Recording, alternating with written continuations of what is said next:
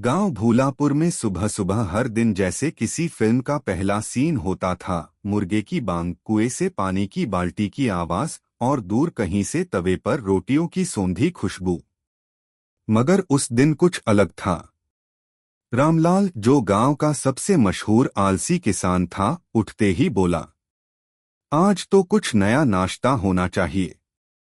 रोज रोज सूखी रोटी खा खा के दांत दुखने लगे हैं। उसकी बीवी गुलाबी बोली, अरे तो क्या बना दूं महाराज? रसोई में आलू हैं, प्याज हैं और थोड़ा बेसन बचा है। रामलाल ने तुरंत आंखें चमकाईं।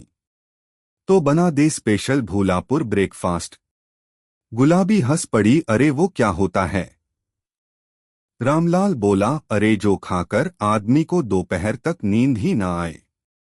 इतना सुनते ही उनके पड़ोसी भोला उधर आ गया। भोला हमेशा की तरह बिना बुलाए खाने पहुंच जाता था। कौन सा ब्रेकफास्ट बन रहा है भाभी? उसने पूछा, मुंह में पान दबाते हुए।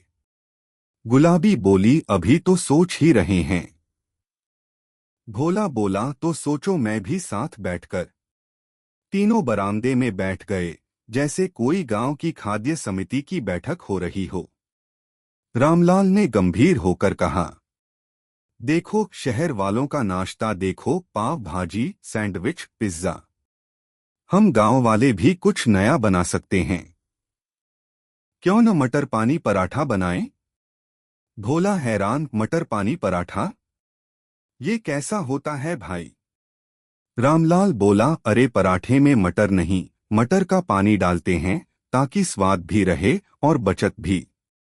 गुलाबी बोली, वाह, फिर आलू कहाँ डालूं? रामलाल बोला, उससे हम आलू की चाय बनाएंगे। भोला हंस हंसकर गिर गया, अरे भाई, आलू की चाय? तू तो पाक कला का नेता बन गया। खैर, गुलाबी ने झोंपड़ी के तंदूर में आग जलाई। धुआं ऐसा उठा जैसे किसी चुनावी रैली में भाषण हो रहा हो। रामलाल मटर का पानी ले आया और बोला, अब देखो भूलापुर की ब्रेकफास्ट रेसिपी। पराठे बनाते बनाते धुआं पूरा घर भर गया। भोला बोला, भाभी धुआं थोड़ा बाहर भेज दो, नहीं तो पराठा तो बाहर चला जाएगा। गुलाबी ने झाड़ू से हवा करते हुए कहा, भैया तू बस खाते वक्त बोलना, बीच में मत बोल। कुछ देर में पहली प्लेट तैयार हुई। पराठे आधे जल चुके थे, बाकी आधे कच्चे थे, लेकिन रामलाल गर्व से बोला, देखो यही है देशी आधा आधा पराठा। भोला ने पहला टुकड़ा मुंह में डाला। उसका चेहरा ऐसा हो गया जैसे किसी ने नींबू में मिर्च डाल दी हो। भाई रामलाल, ये तो स्वाद नहीं, साहस का टेस्ट है। गुलाबी बोली, रुको, अब आलू की चाय पी लो, उससे स्वाद खुल जाएगा। चाय जैसे ही मुंह में गई, भोला उछल पड़ा, अरे इसमें तो नमक है। रामलाल बोला, अरे हाँ, गलती से शक्कर की जगह नमक डाल दिया, अब ये हेल्थ टी है। इतने में गांव के सरपंच हरिया जी उधर से निकले। धुआं देखकर बोले, अरे रामलाल, क्या जल रहा है? रामलाल बोला, कुछ नहीं सरपंच जी, नाश्ता बना रहे हैं। सरपंच बोले, लगता है नाश्ता नहीं, चुनाव का मुद्दा बना रहे हो।